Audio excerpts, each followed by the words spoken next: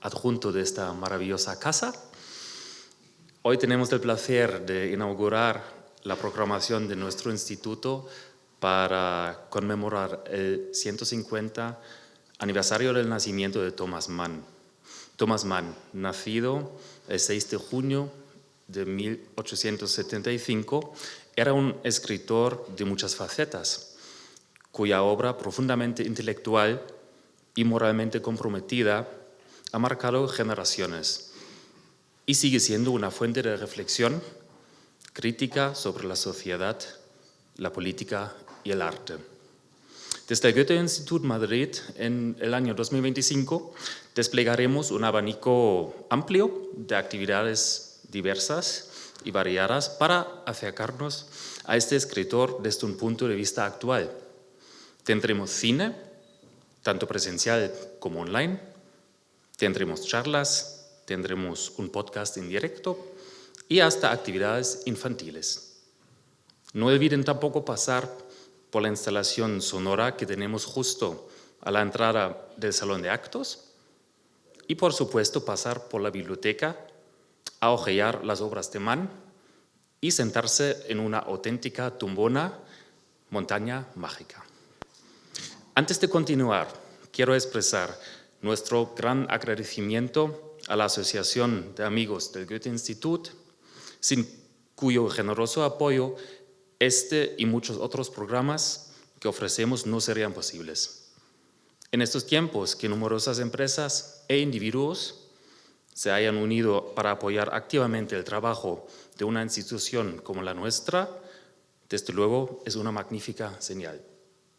Nuestro programa en torno a Thomas Mann se enmarca también en el tema Democracia 360 grados, que nos acompañará a lo largo de todo 2025 y a través del cual queremos abordar la fragilidad de los valores democráticos y la necesidad social de preservarlos, especialmente a través de la cultura y el arte.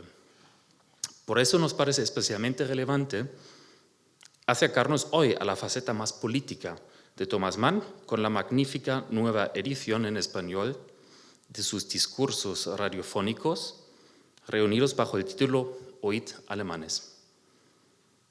Dejaré que el mismo editor de la editorial Nota al Margen, Udo Lampe, nos hable más detenidamente de este libro y el proyecto editorial que comienza con él. Pero antes me gustaría darle la bienvenida a José Andrés Rojo, periodista del País, Carlos Fortera, autor y traductor, y también a Daniel Minayo, que nos leerá unos fragmentos del libro. Al finalizar la charla, habrá un breve concierto a cargo de Adrián Cardeñoso, que también le quiero dar una cálida bienvenida. Al finalizar la velada podremos intercambiar impresiones y reflexionar juntos en compañía de un buen vino español. A continuación, le paso la palabra a Udo. Muchas gracias, que disfruten.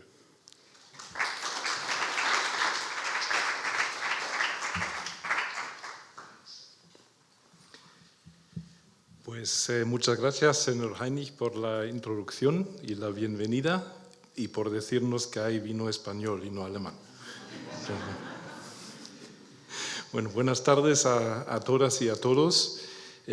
Quiero comenzar agradeciendo al Goethe-Institut por brindarnos la oportunidad de presentar Deutsche Hörer, Oíd alemanes de Thomas Mann, con el deseo de acercar este libro a muchos más lectores. Mi nombre es Udo Lampe, soy el responsable de derechos internacionales en Nota al Margen, es decir, yo me encargo de las contrataciones de derechos para traducir y publicar de obras escritas en otros idiomas. Permítanme citar. Están ocurriendo cosas en este momento que están alterando la propia naturaleza de la democracia de mi país y son demasiado importantes como para ignorarlas. Están desmantelando leyes históricas de derechos civiles. Están desfinanciando las universidades. retirando a residentes de las calles sin el debido proceso legal y trasladándolos a centros de detención y prisiones en el extranjero. No es una cita de Thomas Mann. Es una declaración literal de Bruce Springsteen, pronunciado en su último concierto en Manchester, desde Europa, pero claramente dirigida a sus compatriotas. Me tomé la libertad de sustituir la palabra América por mi país para no arruinar el golpe de efecto. Cuando decidimos reeditar Oíd Alemanes, ya sabíamos que era un libro de enorme actualidad, pensando en Europa. Lo que no imaginábamos era que hoy Bruce Springsteen tendría que gritar desde Europa: oíd americanos. En un tiempo tan convulso que una estrella mundial estadounidense se ve obligada a combatir el fascismo desde este lado del Atlántico, como lo hizo Thomas Mann en su tiempo al revés, que también era una figura mundial en su tiempo, hace apenas 80 años. Bueno, y en un tiempo que los nietos y bisnietos de las víctimas del Holocausto, tan presentes en los discursos de Thomas Mann como merecían estarlo, están, y cito a nuestro Bundeskanzler, nuestro recién elegido jefe de gobierno Friedrich Merz, están violando el derecho internacional humanitario en Gaza, matando miles de civiles y niños. Bueno, y un partido que los servicios de inteligencia alemanes califican como extremista e incompatible con el orden democrático, está ganando otra vez mayorías.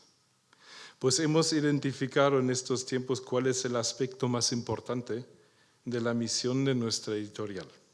Nota al margen. Es fomentar el humanismo. Y no se nos ocurre mejor camino, muy en sintonía con lo que está haciendo el Instituto Goethe, pues para hacerlo a través del arte, la música y especialmente la literatura. Creemos en la fuerza transformada de la lectura. Admiramos a esos lectoras y lectores que no buscan saber qué pasa al final de la obra, sino disfrutar de cada página como si fuera la última. Disfrutar del placer de descubrir, de redescubrir el camino y aprovecharlo para aprender y crecer. Por eso los títulos que publicamos buscan entretener, sí, pero no quedarse en el entretenimiento. Queremos contar historias que nos ayuden a entender la nuestra. Textos que celebren lo humano, provoquen emociones y que amplíen horizontes. Textos que merecen ser leídos, releídos y leídos otra vez. Y el libro que presentamos hoy, en nuestra primera presentación pública, es el mejor ejemplo. Oíd Alemanes estuvo presente desde la primera reunión en la que definimos nuestra línea editorial en 2024. Nos sorprendió descubrir que estos textos no estaban disponibles en librerías. Nos sorprendió aún más que nadie se hubiera tomado el tiempo de revisar la traducción, de corregirla y actualizarla para hacerla llegar a más lectores. Y cuando solicitamos los derechos de publicación en español a Fischer Verlag, también nos sorprendió que nos los concedieran, siendo absolutamente desconocidos en el mundo editorial. No encontramos vuestra página web, nos decían alguna vez, y es que no la teníamos entonces. Nos sorprendió muy gratamente saber que Fischer también iba a reeditar el libro en Alemania, con prólogo y epílogo de Meli Kiak, columnista en Die Zeit y autora de libros entrañables y muy inteligentes, que facilitará a estos textos de Thomas Mann que lleguen a una nueva generación. Una generación que ya empieza a olvidar lo que ocurrió hace 80 años. Nosotros hemos incluido los textos de Meli en la traducción. Queremos entender la concesión de los derechos como una confirmación de que la idea de fundar una editorial dedicada a rescatar libros que han quedado injustamente al margen fue acertada. Al principio pensábamos que íbamos a dedicarnos a rescatar a autores que ya no están. Hoy estamos felices y un poco orgullosos de contar también con muchas autoras y autores bien vivos y pataleantes. Michel Rouen, cuya gran novela El tren de Bucarest, que acabamos de publicar como nuestro primer libro, nos habla del amor imposible en un sistema totalitario como la dictadura de los Ceausescu en la Rumanía de los años 70. De alguna manera está relacionado con lo que trataba Thomas Mann, ¿no? Y además publicaremos obras de los dos invitados de hoy, José Andrés Rojo y Carlos Fortea, acompañados por Ana Pérez, Mohamed Sherifi Villar, poesía de Francisco Garzón Céspedes, también una novela de Anouk Arut-Pragrasam, que es una novela sobre secuelas de la guerra civil en Sri Lanka. Caroline Pirich, Vanessa Wu, Ahmed Katlesh, Carlos Quesada, Petra Anastasic, José Eduardo Agualusa, José Luandino Veira y por supuesto también publicaremos algunos que no están con nosotros ya. Thomas Mann, Manuel Azaña, Klaus Mann, Vita Sackville-West, Heinrich Böll, Erich Maria Remarque, Brigitte Reimann y algunos más que están por descubrir. Mann denunció con vehemencia en Oíd Alemanes las malas formas de los ignorantes, el odio, las mentiras, los ataques, la violencia, la soberbia, el radicalismo, lo que Mann llamó la Entmenschlichung, la deshumanización. Nota al margen quiere publicar libros que fomenten la libertad, la humanidad, la democracia, y la que se basa en el diálogo y en el compromiso, en la búsqueda de la mejor solución. A lo mejor contribuimos a que no se vuelva a tener que decir desde el exilio oíd alemanes, o oíd americanos, u oíd españoles. Espero que disfruten de la presentación de hoy. Muchísimas gracias.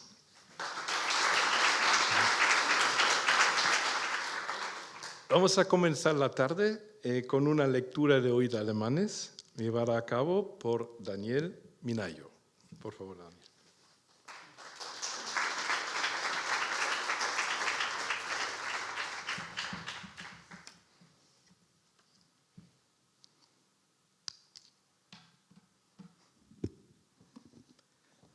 ...25 de mayo de 1943.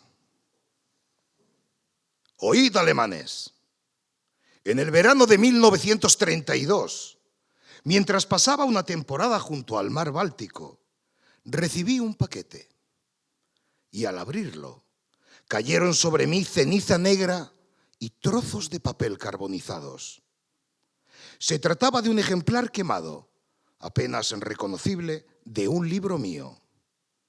Concretamente la novela Los Buddenbrook, que me remitían en aquella forma como castigo por haber expresado en público mi aprehensión ante la inminente amenaza nazi.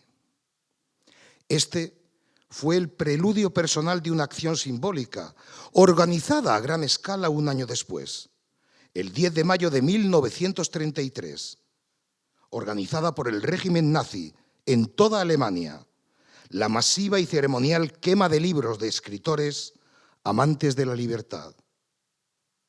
Y no solo alemanes y judíos, sino también americanos, checos, austriacos, franceses y, sobre todo, rusos. En resumen, La hoguera ardía la literatura universal, una broma salvaje, triste y extremadamente ominosa, que aprovecharon algunos de los jóvenes involucrados para llevarse tantos libros como les fue posible y así obtener, de la manera más barata, una provechosa lectura.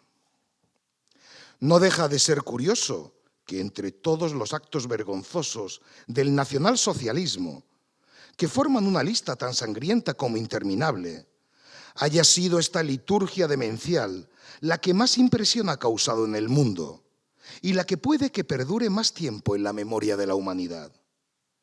El régimen hitleriano es y será el régimen de la quema de libros. Pero mientras que en Alemania este acto de borrachera nacionalista está casi extirpado de la memoria nacional, la conmoción que produjo en la conciencia cultural europea fue tan violenta que aún hoy se aprecian sus efectos. Al poco de producirse aquel acto bárbaro, se creó en Londres la denominada Sociedad de los Amigos de los Libros Quemados, presidida por H.G. Wells, que colaboraba con varios grupos de emigrantes parisinos y proporcionó los medios para fundar una biblioteca alemana de la libertad en París, que se inauguró el 10 de mayo de 1934, en el primer aniversario del Auto de Fe. Desde entonces, esta biblioteca, junto con todo su archivo antinazi, se ha convertido en uno de los objetivos favoritos de la Gestapo. Pero esto no ha impedido ni impide que la fecha del 10 de mayo haya quedado indeleblemente marcada en el recuerdo, al menos en el del mundo anglosajón.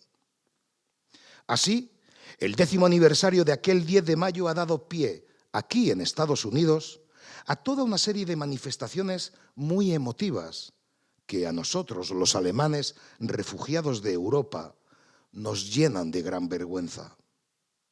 Al mediodía de ese día tan señalado, las banderas de la New York Public Library y las 300 bibliotecas públicas más importantes del país ondearon a media asta. Y en todas estas ciudades se organizaron actos en los que se escucharon los discursos de representantes del mundo de la literatura y de las ciencias, en memoria de aquel alevoso crimen nazi y en defensa de la inviolabilidad del libre pensamiento. Por su parte, el Council of Books in Wartime publicó un folleto con los títulos más célebres quemados y prohibidos, que se envió a 30.000 bibliotecas, así como a todas las escuelas, colleges, universidades y librerías del país. La Oficina de Propaganda estadounidense permitió también la creación y difusión de carteles artísticos como respuesta simbólica. En uno de ellos, por ejemplo, se ve como el humo y las llamas de una pira de libros acaban asfixiando al enemigo de la cultura, Hitler. Asimismo, el Comité para la Reedición de Libros Quemados y Prohibidos en Europa, entre cuyos patrocinadores figuran personalidades destacadas de todo el país, publicó una lista de esas obras que debían ser colocadas o recolocadas en las bibliotecas de una Europa liberada. Las emisoras de radio se llenaron de programas radiofónicos y mensajes de los locutores más reconocidos, que recordaban la bárbara celebración escenificada hace 10 años frente al viejo e ilustrado pueblo alemán. Participaron Raymond Grant-Swing, Elmer Davis, Sinclair Lewis y F. Curie, entre otros muchos. Y eso sin mencionar las exposiciones organizadas por muchas librerías, ni los debates y los actos escolares que se celebraron por doquier. En suma, el 10º aniversario de la quema de libros en Alemania se convirtió en este país en una jornada de desagravio, en una demostración espléndida de lealtad a la idea de la cultura y hacia el mandamiento: no matarás el espíritu. Y nosotros, los europeos, no podemos evitar preguntarnos una vez más si los valores de la cultura occidental no están hoy mejor representados y gozan de una protección más noble aquí, en este lado del Atlántico, que allí, en la otra orilla. En contraste con el supuesto materialismo de este país, que junto con sus aliados se dispone a liberar el viejo continente de unos sanguinarios papanatas, falsos y rapaces revolucionarios, esos tarugos y verdugos de la cultura, pretenden nada menos que erigirse en defensores del noble espíritu de Europa. Unos wagnerianos trasnochados y pedantes que predican el desprecio hacia el país de Walt Whitman. Y sin embargo, será sin duda en nombre de este poeta y no en el del dramaturgo posromántico del germanismo, en cuyo nombre el mundo venidero hará sus juramentos.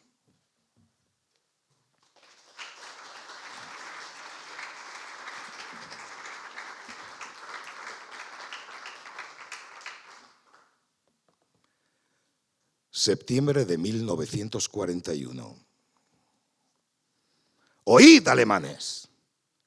En su maravillosa historia de la Guerra de los 30 años, Schiller relata cómo los enemigos del caballeresco Gustavo Adolfo difundieron los más espantosos rumores sobre su supuesta brutalidad. Rumores que no podían ser contrarrestados ni siquiera por los espléndidos ejemplos de humanidad que el rey daba a cada paso. Siempre han sido estos muy amigos de la política de hechos consumados. Y el hecho consumado absoluto es, sin duda, la aniquilación. Himmler, ese desprestigiado sujeto que dirige la policía de Hitler, ha declarado sin tapujos su intención de exterminar físicamente a la nación checa si no se doblega sin oponer resistencia al yugo de la raza superior. Todo lo que sucede en los territorios sometidos, en esos infernales gobiernos generales y protectorados, tiene como objetivo deliberado la ruina biológica y moral, la castración espiritual, y en muchos casos no solo espiritual, de los pueblos. Los nazis saben bien por qué solo permiten a sus víctimas recibir a lo sumo una enseñanza elemental. Y en todas partes se valen de la primera ocasión para cerrar universidades. Los altos centros de enseñanza e investigación fomentan el sentido de la dignidad y la libertad humanas y forman a hombres que pueden llegar a ser los dirigentes de su nación contra los opresores. La política fundamental de los nazis, una política de infamia sin igual, no puede tolerarse. Ahí tenemos la respuesta de estos amos a la petición de que a los checos se les permitiera reabrir la Universidad de Praga. Si perdemos la guerra, respondieron, entonces volveréis a abrir vuestra universidad. Si vencemos, no necesitaréis ninguna universidad. No necesitaréis ninguna universidad.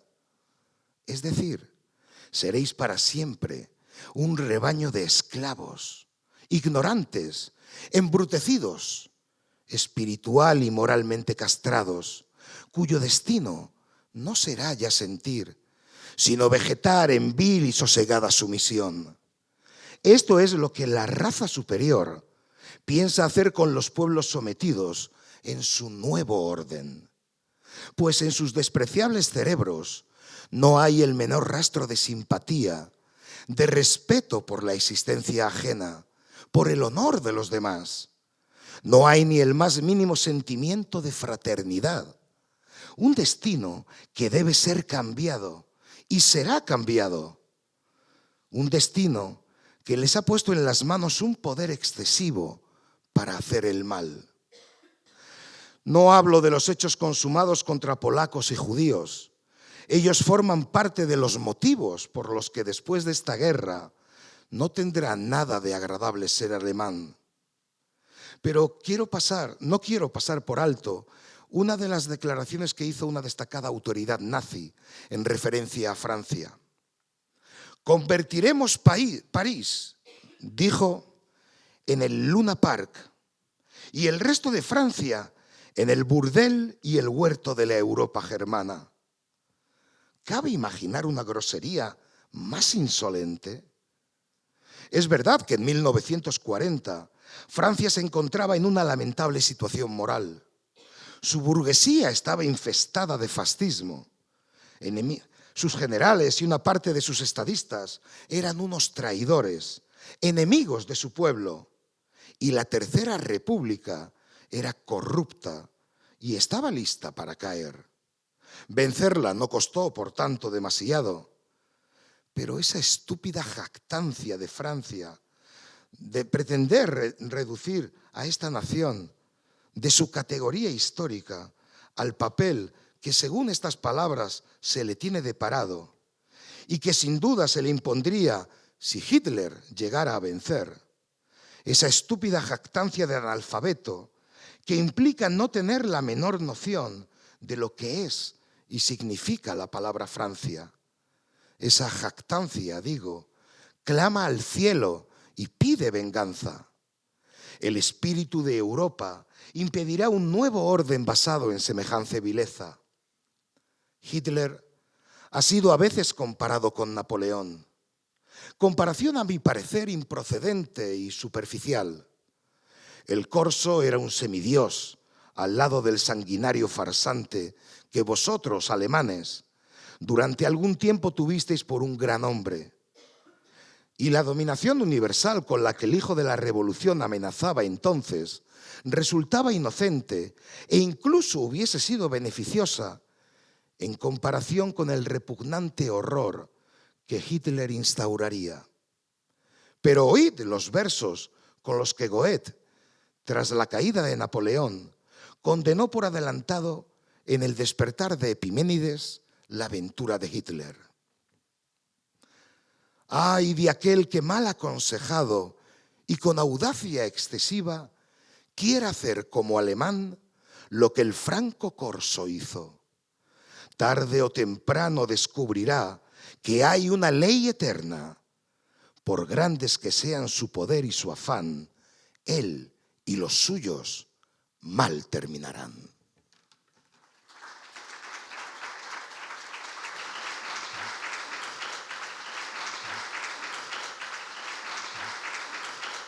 Vamos a pasar al coloquio.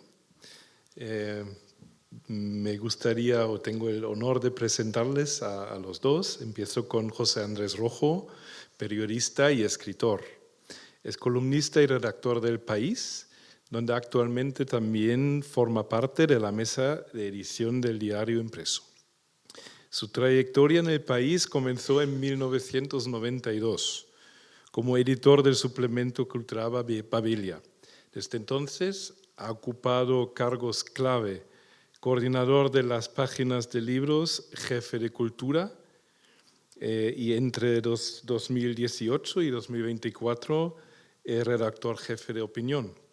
Además fue autor del blog El Rincón del Distraído durante 7 años. Es licenciado en Sociología y por la Universidad Complutense ha publicado ensayos, biografías y novelas, entre ellos Hotel Madrid, Peter Gabriel y Vicente Rojo, Retrato de un general republicano. Obra galardonada con el premio Comillas. También ha participado en obras colectivas sobre historia reciente de España. Antes del País colaboró en medios como El Urogallo, Vogue, La Luna y El Independiente, y tuvo una sección fija en la revista Claves de Razón Práctica. Además ha impartido talleres de periodismo en la escuela UAM El País. Una voz imprescindible para entender la cultura, la política y la historia desde una mirada siempre crítica y comprometida. Y comprobado en varias charlas con él personalmente, gran conocedor y admirador de la obra de Thomas Mann. Y también quiero dar bienvenida a Carlos Fortea. Es un placer presentarle. Es escritor y traductor. Ha sido profesor en la Universidad de Salamanca y actualmente en la Universidad Complutense. Como autor ha cultivado la narrativa juvenil, tanto como la adulta. Entre las obras juveniles destacan Impresión bajo sospecha, El diablo en Madrid y A tumba abierta. En narrativa para adultos sobresalen Los jugadores, finalista del premio Espartaco, El mal y el tiempo y su más reciente novela, El aviador. Además, bueno, hay un campo donde Carlos Fortea ha dejado una huella muy profunda ya, y es la traducción literaria. Ha traducido más de 150 títulos del alemán. Su trabajo ha sido reconocido con los premios más prestigiosos del ámbito. El premio Ángel Crespo por su traducción de la biografía de Kafka por Rainer Stach. El premio Esther Benítez por la traducción de Todo en vano de Walter Kempowski. Y el premio nacional a la mejor traducción en 2023 por Los Effinger de Gabriele Tergit. Su último libro, Un papel en el mundo, es un ensayo que reflexiona sobre el lugar de la literatura y la traducción en nuestra sociedad. Cuando yo conocí a Carlos para hablar de los encargos de traducción que le íbamos a hacer desde Nota al Margen, incluyendo obras de autores como Heinrich Böll, Erich Maria Remarque y Klaus Mann, acabamos dedicando la mayor parte de la conversación a quien es sin duda una de sus grandes pasiones, Thomas Mann. Carlos José Andrés, el escenario es vuestro. Buenas tardes. Muchas gracias al Goethe-Institut y a Nota al Margen por haber contado con nosotros para esta presentación. Poco antes de venir me preguntaba, cuando iba preparando un poco esta especie de partida de tenis que hemos decidido jugar, digamos, el esquema que queríamos hacer era que yo me dedicara un poco a hacer un poco el contexto, lo que estaba sucediendo, un poco, digamos, lo que puede ser las cosas históricas, y que Carlos hablara de Thomas Mann en ese contexto. Y bueno, nos vamos a ir peloteando un poco al tran-tran, lo que vaya saliendo y hasta donde lleguemos. Os decía que lo que me ocurría al volver sobre esta época, al volver sobre la época del nazismo, al volver sobre lo que significó Hitler, es que por un lado, conforme preparaba lo que podía decir, todo el rato me daba la sensación de que estaba descubriendo cosas nuevas. Es decir, claro, joder, cómo tal, fíjate lo que pasó, etcétera, etcétera. Y al final tenía la sensación, sin embargo, cuando iba a venir, que todo es tremendamente conocido. Entonces tengo una especie de terrible contradicción en el sentido de que pido ya perdón de antemano porque seguramente repetiré cosas que son absolutamente sabidas como si fueran un descubrimiento. Pero la paradoja es que pese al tiempo que ha pasado, pese a todo lo que hemos hablado, todo lo que hemos visto en las películas y hemos escuchado y visto en documentales, no deja de sorprendernos como si fuera nuevo. Y bueno, quería empezar un poco con la fecha donde empieza todo, que es 1933. Yo creo que no hay que olvidar que lo que ha ocurrido en la década anterior y lo que ha ocurrido prácticamente desde que termina la Primera Guerra Mundial es que se ha convertido el mundo en una época profundamente agitada y donde se están dando unos vuelcos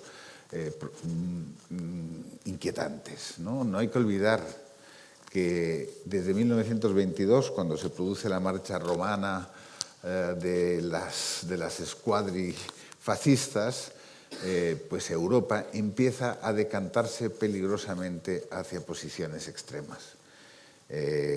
No hay que olvidar que durante, digamos, entre ese momento, por poner una fecha, en 1922, hasta 1933, o incluso si prolongamos hasta 1939, que es cuando empieza la Segunda Guerra Mundial, pues hay virajes en toda Europa hacia posiciones de extrema derecha en una multitud de países. En España, sin ir más lejos, está la dictadura de Primo de Rivera, de 1923 a 1930, y luego el golpe de los franquistas, que termina con la dictadura de Franco en 1939. En Portugal está Salazar. En Austria, Dollfuss toma el poder. Luego, si nos fijamos en los países bálticos, los tres países en distintos momentos son tomados por la extrema derecha. Pero también ocurre lo mismo en Grecia en 1936 con Metaxa, que intenta hacer un régimen muy parecido al nazi. Lituania, Letonia, Estonia también se han decantado hacia esas posiciones de extrema derecha, lo mismo que Yugoslavia, Bulgaria, Rumania y Albania, entre otros. Ese es el contexto donde, digamos, se está gestando una Europa distinta, una Europa que peligrosamente camina hacia el abismo. Y en esa Europa que está cocinando eso, de pronto pues surge un partido, el nazi, que empieza a ganar poder, y aprovechando una serie de resortes emocionales que la época permitía. Yo, si me vais a permitir, tengo algunos papelitos que me he ido recortando, donde tengo algunas pequeñas citas de libros que he ido leyendo, y a veces sirve mejor dejar hablar a las personas que estuvieron ahí en vez de chapurrear desde aquí, que no nos enteramos mucho. A mí me llama la atención, antes de darle la palabra a Carlos para que nos sitúe a Mann en ese momento, en 1933, lo que escribió Georges Simenon, un novelista francés de novela negra, que lo mandaron a Alemania a esa época a hacer una serie de reportajes, y donde apuntó en uno de ellos, se refirió en uno de ellos a las orgías, el nudismo, la usura, el freudismo, los chiquillos y las chiquillas, la locura y el frenesí, la heroína, la cocaína y quién sabe más. Es decir, eso era a veces el clima de una sociedad, de la República de Weimar, muy liberal, muy abierta, y de pronto hay unos señores que descubren que la tecla del miedo va a hacerles generar votos y votos y votos. Y de pronto, en unos pocos años, un partido que gobierna un caballero que se llama Adolf Hitler, pues va escalando, y en 1933 se convierte en canciller. Antes de darte la palabra, una de las frases de Hitler en ese momento, que es muy clara y muy rotunda. Lo que está podrido en el Estado debe desaparecer, y eso solo se puede lograr mediante el terror. Así empezaba una nueva época en Alemania, una nueva época en el mundo, lo que Thomas Mann, en uno de sus primeros textos radiofónicos, lo llama la inhumana utopía del terror.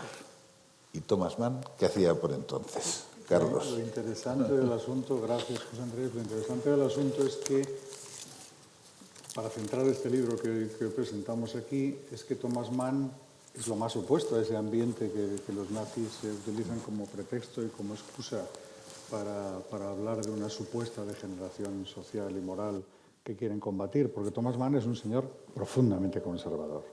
Es un hombre de la alta burguesía alemana, un hombre cuya ideología ha sido toda la vida lo que llamamos en España un señor de orden, pero un hombre con una fuerte conciencia moral, y un hombre que en los momentos en que esto empieza a ocurrir se pone rápidamente en alerta. Quizás sea importante también precisar, porque es algo que tal vez se nos va de la perspectiva actual y de la importancia actual de la literatura, y es que en los años 30 del siglo XX la literatura es muy importante como altavoz social. Es decir, los escritores son gente relevante en sus sociedades, son gente con un peso moral y con un peso social muy importante, y Thomas Mann es una auténtica personalidad europea en ese momento. Me remonto un poquito hacia atrás. En 1926 Thomas Mann hace un viaje a París, un largo viaje a París, muy organizado, donde va a ser recibido por las autoridades culturales, económicas y políticas de Francia, y que es para toda Europa un signo de reconciliación entre los dos países que han estado en guerra pocos años atrás. Imaginad lo que supone que el viaje de un escritor se considere de una importancia política de esa envergadura, ¿no? Pues bien, pues Thomas Mann en 1929, como colofón de esto, recibe el Premio Nobel de Literatura, es decir, en ese momento es el escritor más importante del mundo. Y en Estocolmo, lo cuenta Meli Killak en el prólogo del libro, se lleva la sorpresa de que un periodista le dice: yo que usted guardaría el dinero del premio fuera de Alemania. Y él en ese momento se queda un poco perplejo, ¿no? Porque todavía no ve lo que se está avecinando y que, sin embargo, como demuestra ese periodista, ya se está viendo venir, ¿no? Pero no tarda nada en darse cuenta. En 1932, Mann hace un discurso público llamado Llamamiento a la Razón, en el que se enfrenta, además, en la sala con una clá de miembros de las SA disfrazados con smoking alquilados que han ido a reventar el acto, y que es, como su nombre indica, un llamamiento en contra de la deriva que el pueblo alemán está en ese momento experimentando ya hacia la votación de esos partidos como el partido nazi, que desgraciadamente tanto se parece, lo decía Udo antes, a las situaciones que estamos viviendo ahora, ¿no? En que estamos volviendo a ver que se acercan este tipo de extremismos bárbaros ante la aparente inopia de la gente. Desde ese momento en adelante, Mann se va a oponer abiertamente a los nazis, a tal punto que cuando en 1933 emprende una gira de conferencias por Europa y entre tanto se produce la toma de posesión de Hitler, sus hijos le dicen: por favor no vuelvas, te van a detener. Y efectivamente se queda en Suiza y efectivamente es la manera con la que salva la vida. No sé.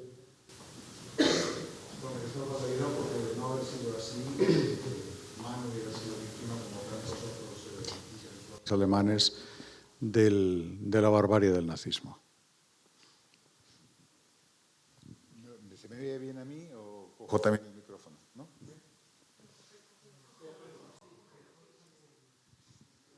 ¿Se me oye ahora mejor? Gloops. Se me oye demasiado, quizá. Yo estaba un poco más seguro antes. Bueno, la siguiente fecha hemos empezado en 1933, con un poco vista atrás de lo que estaba sucediendo. Thomas Mann empieza el primer texto radiofónico, si no me equivoco, es en octubre de 1940, es decir, para entonces ya han pasado muchas cosas. Y lo que ha pasado es que ha empezado una guerra de unas dimensiones colosales, que igual va a ser incluso más terrible que la anterior, que ya fue absolutamente devastadora. Yo simplemente me he fijado esta mañana, he apuntado un poco, bueno, estamos en este momento en un mundo también bastante agitado, tenemos guerras en distintos lugares, pero he visto que desde el inicio de lo que está ocurriendo en Gaza han muerto 53.901 personas, me parece que este es un dato de hace unos días. Es una cantidad terrible. En Ucrania, desde que se produjo la invasión de Putin, han muerto 600.000 rusos más o menos y unos 480.000 ucranios. Eso ha sido durante 3 años y 3 meses. En el caso de la guerra de Gaza llevamos 1 año y 7 meses. Son muertos, son una enorme cantidad y es terrible. Bueno, pues simplemente durante el primer mes de la guerra, de la Segunda Guerra Mundial, que fue la conquista de Polonia, en esa época murieron 700.000 polacos y 44.000 alemanes. Quiero decir, en un mes es una cantidad casi semejante a lo que ha pasado en Ucrania durante 3 años y 3 meses, en un mes. Es decir, la envergadura de esa guerra era de tal alcance que cuando lees el libro de Oíd alemanes, cuando cada vez va hablando, utilizando toda una galería de insultos perfectamente medidos y con el que va dando man a Hitler y a lo que está ocurriendo, realmente se ve la dimensión. Había un proyecto de demolición del enemigo absoluto, sin reparar mientes en nada. Y eso arranca, es decir, ningún fenómeno de estas características, de esta envergadura, llega solo. Es decir, hay un momento en que se produce un cambio radical en lo que es el concepto de la guerra.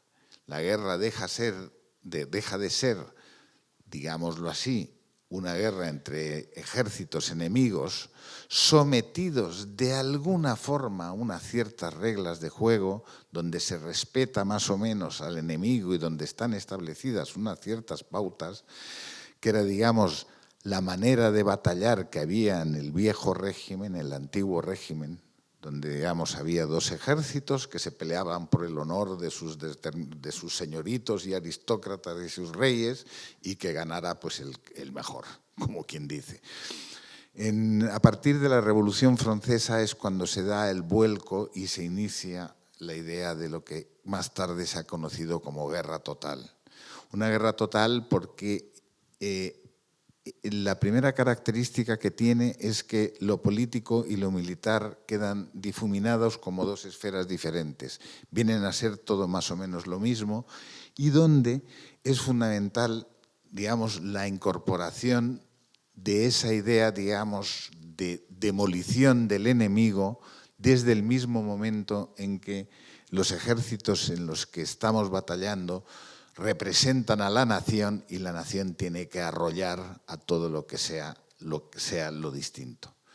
Esto es importante porque es Napoleón la figura que encarna esta figura del primero que realiza estos avances. Ha salido ya algo en la lectura de Daniel de hace un momento, donde avanza y arrasa todo donde puede para imponer su idea de nación, su idea del mundo, su idea de la revolución, su idea de libertad, fraternidad, legalidad. Y frente a esa idea va a resurgir el repliegue, donde el peso de los pensadores alemanes y sobre todo el trasfondo del romanticismo alemán va a tener importancia, pero eso lo dejamos para un poquito más adelante. Te devuelvo la palabra, Carlos. Gracias. En este contexto, Mann se entiende a sí mismo como la contrafigura de este planteamiento. Es decir, lo que él plantea es, frente a esto, la cultura. Y frente a esto, la cultura soy yo. O sea, esto es muy importante y muy relevante. Mann era un tipo complicado, no era una persona fácil ni probablemente fuera simpático. Si ahora lo tuviéramos aquí, no sé si no tendríamos que tratarle con una reverencia particular que él exigiría, ¿no? Mann se identifica con los valores de la cultura alemana, y en el momento en que se identifica con los valores de la cultura alemana, los contrapone a la barbarie que se está produciendo. Además lo formula. Hay un momento determinado en que cuando le están en una entrevista periodística dice: donde estoy yo está Alemania. Así, sin cortarse un pelo, ¿no? Su identificación con Goethe, concretamente, al que antes se mencionaba, con ese poema estremecedor que ya preveía el futuro de una manera tremenda, su identificación con Goethe es tal que en el año 53, es una anécdota, pero es una anécdota significativa, en el año 53 Thomas Mann visita al Papa Pío XII y escribe en sus diarios que la entrevista con el Papa le ha recordado la que Napoleón tuvo con Goethe en Erfurt. O sea, aquí está él, ¿no? Todo esto parece poco relevante, pero es muy relevante desde el momento en que cuando Mann se marcha de Alemania y cuando se le ofrece después una cátedra en Princeton, la hoy perseguida Universidad de Princeton y entonces prestigiosísima Universidad de Princeton, él empieza inmediatamente una actividad propagandística tremenda contra el régimen nazi. O sea, va donde le invitan, da docenas de conferencias, viaja a Europa. De hecho, en el año 40, cuando estalla la parte dura de la guerra y los alemanes invaden Francia, prácticamente escapa de Europa en un barco en el que van hacinados él y su familia camino de Estados Unidos, de donde no volverá hasta el final de la guerra. Y es cuando llega allí cuando se le ofrecen los discursos radiofónicos a través de la BBC. La mecánica de los discursos es que él los grababa en Estados Unidos, se enviaban a Inglaterra y desde Inglaterra se emitían para Alemania. Creo que los 2-3 primeros discursos fueron con un locutor, y a partir del tercero o cuarto ya es en su viva voz, que es significativa para los alemanes, es decir, es una voz que los alemanes reconocen. Y a partir de ahí empieza un enfrentamiento personal entre Hitler y Mann. O sea, Mann tiene absolutamente la percepción de que si él se considera el representante de la cultura, es él quien tiene que enfrentarse a la barbarie, y de ahí esa sucesión de insultos de la que hablabas antes, absolutamente desbordante, porque lo que manifiestan es un inmenso desprecio. Ahí hay una cantidad de cosas mezcladas de las que tal vez tengamos tiempo de hablar más tarde, que también son interesantes, ¿no? Un aristocratismo también frente a una actitud ignorante, ¿no? Que merece la pena recalcar ahora, en que se está otra vez intentando prestigiar la ignorancia, ¿no? La ignorancia ya tuvo su prestigio y llevó donde llevó, y contra eso también se están planteando estos discursos. Vuelvo a la parte más abstracta o más histórica, es decir, ¿cuál es la naturaleza o qué es eso contra lo que está Thomas Mann? Y aquí, de nuevo, volviendo a los papelitos, tengo una cita de un lingüista que escribió unos diarios durante la Segunda Guerra Mundial, un lingüista perseguido, Viktor Klemperer. Y él lo que escribía y decía: el judío es la persona más importante en el Estado hitleriano. Es el cabeza de turco, el chivo expiatorio por excelencia, el antagonista del pueblo, el común denominador más evidente, el paréntesis más adecuado para encerrar los diversos factores. Si el Führer hubiera logrado la ansiada exterminación de los judíos, debería haber inventado otros, porque sin el sombrío judío no podía brillar la imagen del alemán del norte. Los judíos son claves porque buena parte del imaginario del nacionalsocialismo está montado sobre el otro que nos ha humillado, el otro que nos ha postergado, el otro que nos ha conducido a esta situación de humillación, que es la que siente Alemania después del Tratado de Versalles, que es con el que ha terminado la Primera Guerra Mundial. Y el culpable de todo esto es el judío. Alrededor de ahí es donde se va levantando a través, y esto creo que es bastante importante, a través de una serie de liturgias y de rituales, todo el universo del nacionalsocialismo.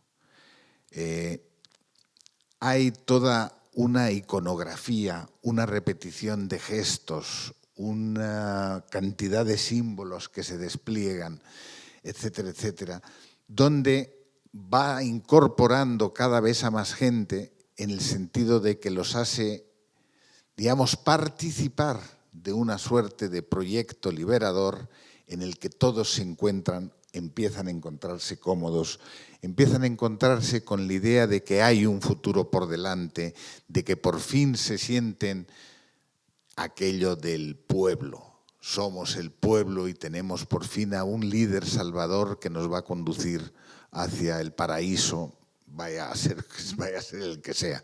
Pero esos son elementos importantísimos porque lo que constantemente se ve en los textos de Mann es esta sensación de cómo es posible que esto haya ocurrido en Alemania y qué responsabilidad tienen los alemanes. Ya desde el segundo discurso les está echando la bronca a los alemanes. Vosotros sois responsables de que esto ha pasado. Entonces, para entender esa afinidad, esa simpatía, esa que impulsó o encegueció a los alemanes durante aquellos años, es importante acordarse de todos esos rituales, de toda esa, digamos, esa arrolladora fuerza que fue arrastrando, convenciendo y, digamos, generando unas sinergias potentes entre unos y otros para llevar donde hubiera que llegar. Tosco, simplista, brutal. Pero esta invocación de los principios más crueles del imperialismo, el racismo y el antisemitismo de las postrimerías del siglo XIX, traspuestas a la Europa del Este del siglo XX, era una pócima embriagadora para quienes estuvieran dispuestos a consumirla. Esa pócima embriagadora es la que Hitler sirvió en bandeja al pueblo alemán y que lo condujo, madre mía, lo condujo al desastre. En ese régimen, en ese marco de esa especie de maquinaria del terror, ¿qué pasaba con Mann? Pasa que el libro es muy duro. Quiero decir, esto es importante de cara a la lectura. Uno se puede esperar inocentemente que va a leer unos discursos propagandísticos, ¿no? Que va a leer unos discursos donde alguien va a estar animando, pensando, planteando que todo va a ir mejor y ese tipo de cosas. En absoluto. Los discursos son durísimos. O sea, Mann increpa a los alemanes desde el primer discurso diciéndoles: despertad, vosotros tenéis que acabar con esto, vosotros sois los que tenéis que poner fin a esta situación, no podéis confiar en que otros lo van a hacer, ¿no? Les amenaza, en muchísimas ocasiones les dice, en uno de los discursos que han dado entrada al texto se oye decir: no esperéis que después va a ser agradable ser alemán después de lo que habéis hecho.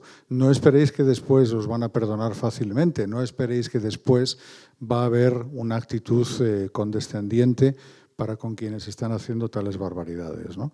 Porque además son barbaridades que, en contra de lo que después se ha dicho muchas veces, ya se conocen. En otra parte del libro se menciona, ya lo comentaremos más adelante. Y Mann se emplea muy a fondo en esa actitud.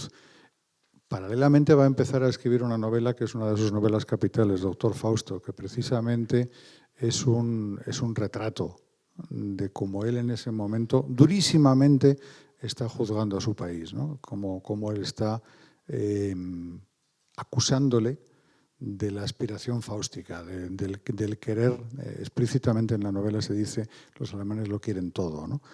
Hay un dato que es interesante, lo tomo de la cita de Viktor Klemperer, cuando dice Klemperer el judío frente al alemán del norte. Definamos norte. Mann es un alemán del norte, pero no un prusiano.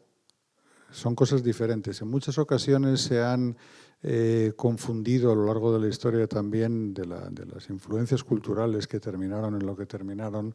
Se ha olvidado muchas veces cómo lo que ocurrió en los años 30 en Alemania tiene también mucho que ver con la evolución de una cultura militarista venida de Prusia y de cómo Prusia se impone al resto de Alemania.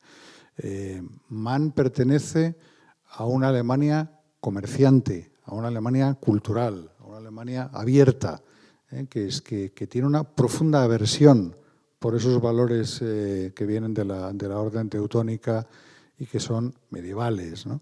Y eso también es muy medieval en el mal sentido de la palabra, quiero decir.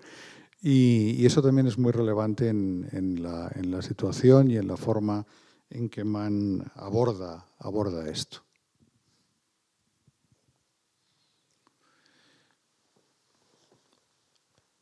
hay varias veces en el libro donde Mann habla de nosotros alemanes cómo somos, o cómo nos hemos ido haciendo, o qué cosas compartimos, o dónde están las raíces de esto en lo que hemos terminado siendo. Es decir, un pueblo que está detrás de un monstruo como Hitler. ¿Dónde arranca eso? ¿Qué les ha pasado a los alemanes para que terminen llegando a ese punto?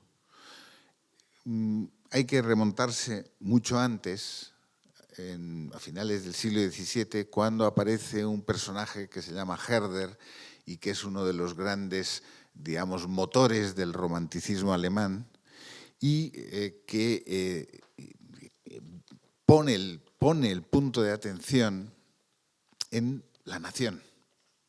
La nación, eso que nos hace ser como somos. La lengua que compartimos, las tradiciones, los cuentos que nos contamos, nuestros mitos, nuestros héroes, y de pronto empieza a construirse en Alemania toda una gran imaginería, toda una gran corpus de referencias simbólicas y míticas que van a dar lugar a sentirse alemán, ser alemán. ¿Qué es una nación?, decía Herder. Un jardín descuidado, lleno de hierbajos y maleza. Y en todos esos hierbajos y maleza hay que ir descubriendo qué es lo que nos hace distintos, qué es lo que nos hace ser un pueblo diferente a los demás. Ciertamente Herder todavía era prudente y decía: no hay ningún pueblo que sea el pueblo escogido por Dios en exclusiva. Todos han de buscar la verdad. El jardín de la mejor comunidad ha de ser cultivado por todos. Ningún pueblo de Europa puede cerrarse frente a los otros y decir neciamente: en mí y solo en mí mora la sabiduría. No lo decían entonces, cuando empezó el romanticismo a construir ese mundo de pasiones, de claroscuros, de abismos, de individuos, esos cuadros de Carl David Friedrich, etcétera, etcétera. Pero también, ¿por qué ocurría eso? Y eso ocurría, esto es una observación de un historiador que se llama Rüdiger Safransky, cuando habla del romanticismo alemán, dice: ¿por qué les pasa esto a los alemanes? Y entonces lo que dice es que esto les pasa porque no tenían la potencia que tenían otros imperios. Alemania no tenía ningún poder político que diera alas a la fantasía, ninguna capital grande llena de misterios laberínticos, ninguna colonia que estimulara el sentido de la lejanía y las aventuras en el mundo exterior. Y por tanto, dice Safransky, es un pueblo que se ensimisma y busca en la lectura, en sus tradiciones y en esos mitos que construye toda la iconografía de los grandes caballeros alemanes de la Edad Media, sus héroes y sus mitos, que van a ser el sustento en el que también va a beber Hitler de la mano de Wagner, que es el que de pronto lleva esto al paroxismo máximo, y donde Hitler en un momento dado confesaba que a él le hubiera gustado ser Wagner. El pobre Wagner, que no tenía la culpa de nada, que de constancia. Hay una cosa interesante en el libro, interesantísima, y es que Mann hubo una época de su vida en que se tragó estos mensajes. Es decir, hubo una época de su vida, hacia 1916-18, en que Mann es un conservador nacionalista extremo. Escribe un libro horroroso, Consideraciones de un apolítico, donde dice un montón de cosas de las que se va a arrepentir amargamente con el paso del tiempo, porque se va a dar cuenta de que efectivamente son ensoñaciones completamente idiotas de una reacción acomplejada en última instancia, ¿no? como estábamos comentando. Que no es exclusiva de Alemania, también es importante añadir esto en cada ocasión, porque muchas veces nos perdemos en la explicación demasiado centrada en lo que ocurrió, en dónde ocurrió, y no nos damos cuenta de que, como se está demostrando, puede ocurrir en otros muchos sitios y ocurre en otros muchos sitios, ¿no? Hay cosas que son pulsiones que son comunes a muchas cosas. Para esta época de los discursos, para esta época de este libro, Mann ya se ha dado cuenta de que esto no es así. Ha desarrollado su ideología en dos direcciones muy claras. En primer lugar, está dándose cuenta de que no puede haber una solución de minorías, una solución aristocrática para la vida social.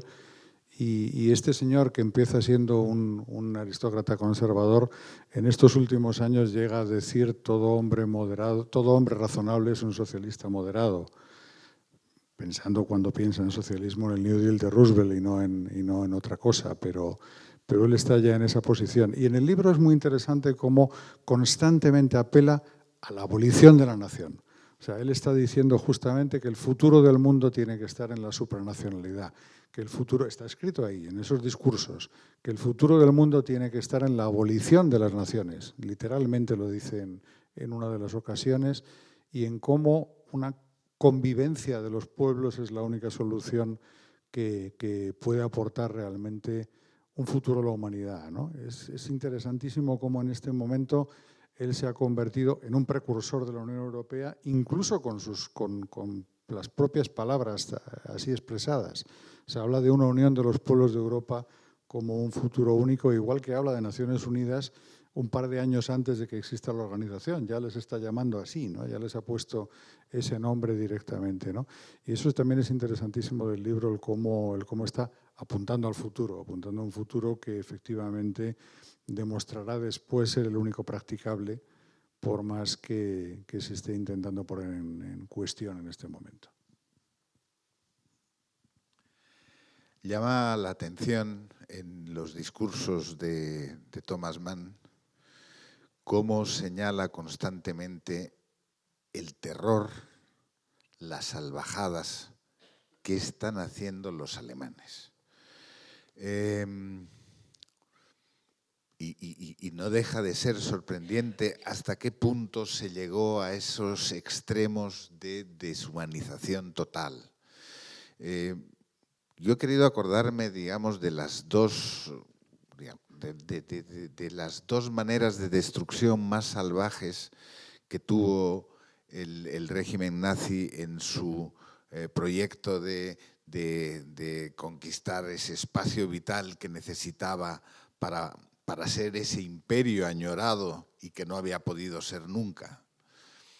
Y son, por un lado, los campos de concentración, los campos de exterminio, pero también, por otro lado, lo que fueron los grupos de operaciones, las Einsatzgruppen, que se forman inmediatamente después de conquistar Polonia y que se ponen en marcha para ir haciendo el trabajo sucio cuanto antes.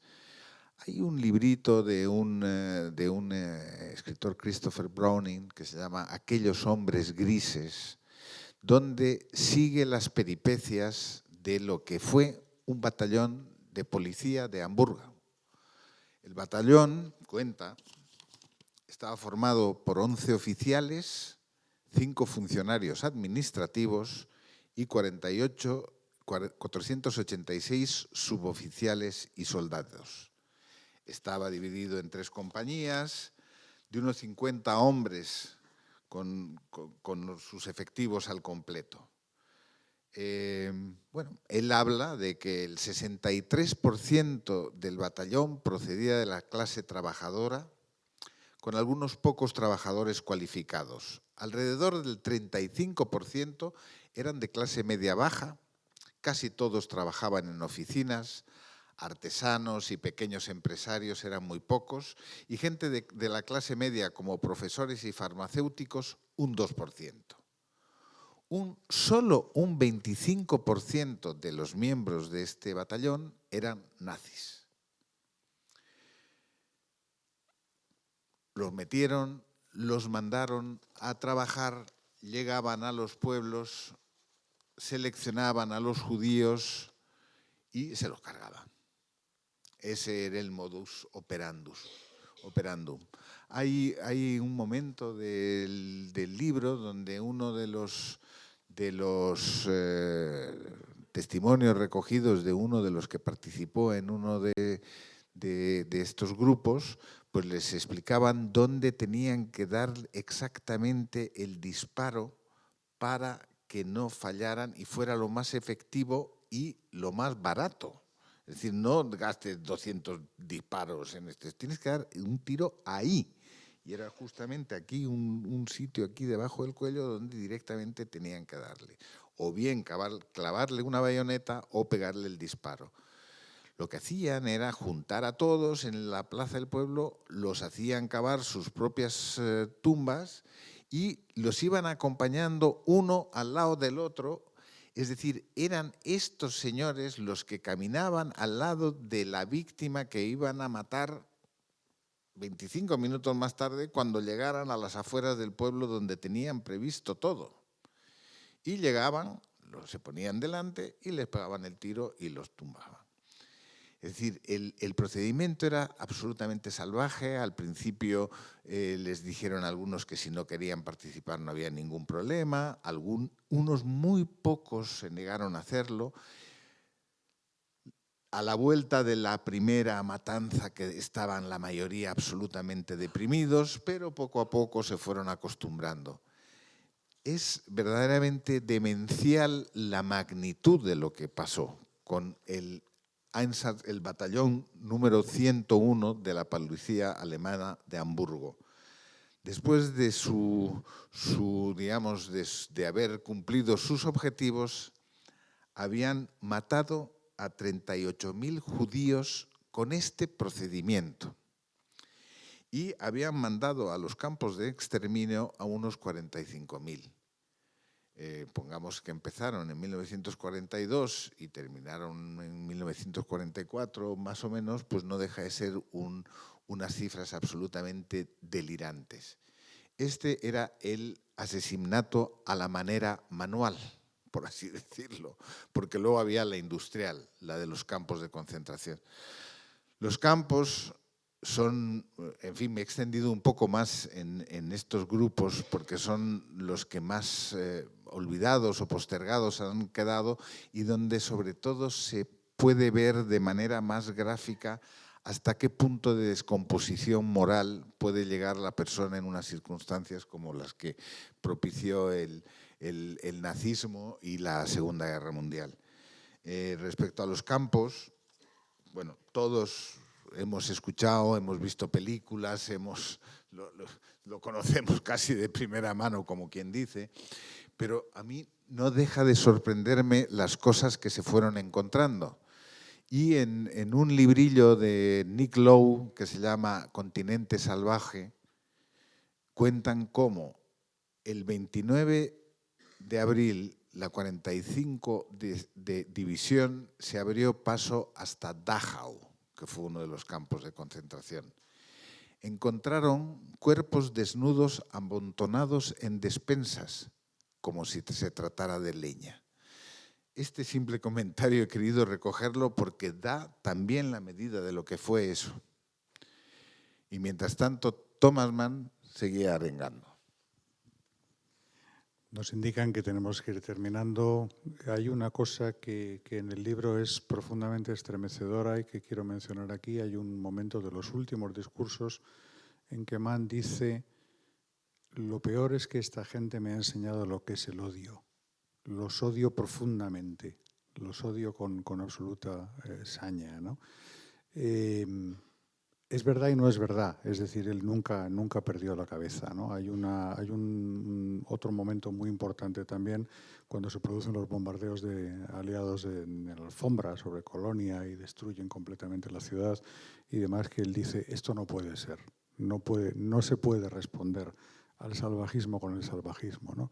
Es decir, no había llegado a ser contaminado por ese odio que había llegado a sentir, ¿no?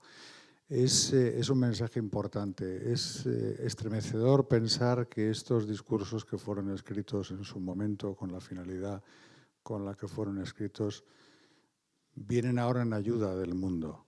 Es decir, estamos en un momento en el que de repente todas esas voces del pasado han dejado de ser voces del pasado para ser voces del presente.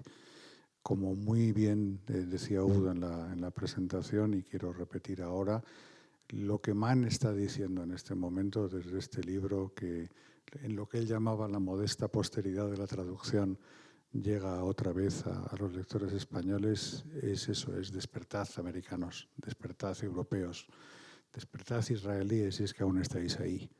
Eso es lo que queda. Gracias. Muchas gracias. No cedo ya la palabra. No sé si podemos hacer una pregunta, no sé si nos da tiempo o pasamos ya. Udo.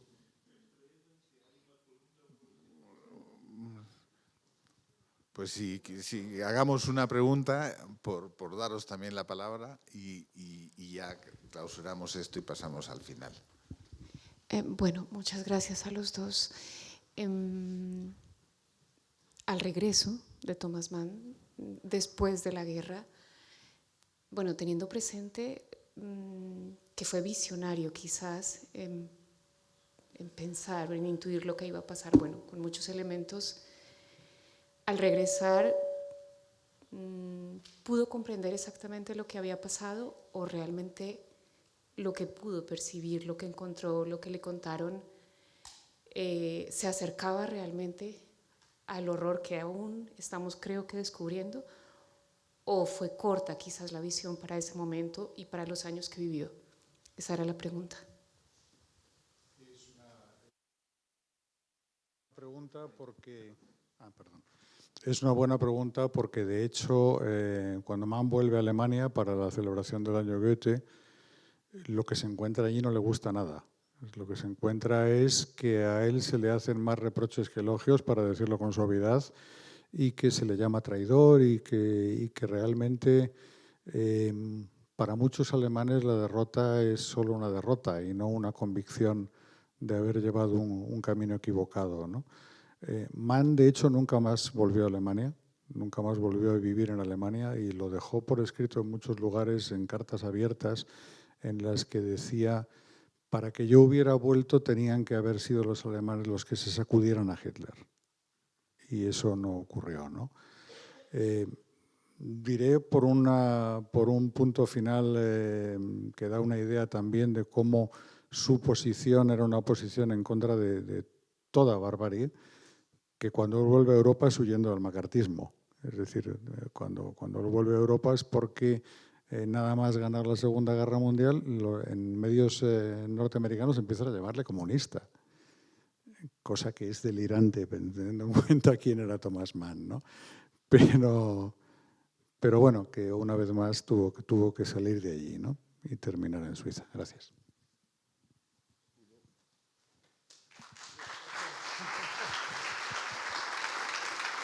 Con una pequeña muestra de la música que Thomas Mann escuchaba y apreciaba, y que sirva de aperitivo para la conferencia Un nuevo placer para los sentidos sobre Thomas Mann y la música, aquí en el Goethe Institut el día 2 de octubre.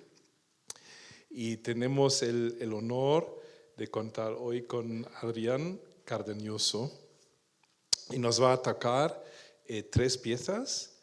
El segundo movimiento de la sonata patética de Beethoven, luego el arabesque número 1 de 2 arabesques de Debussy, y el último, el segundo movimiento de la sonata número 14 en la mayor de Schubert.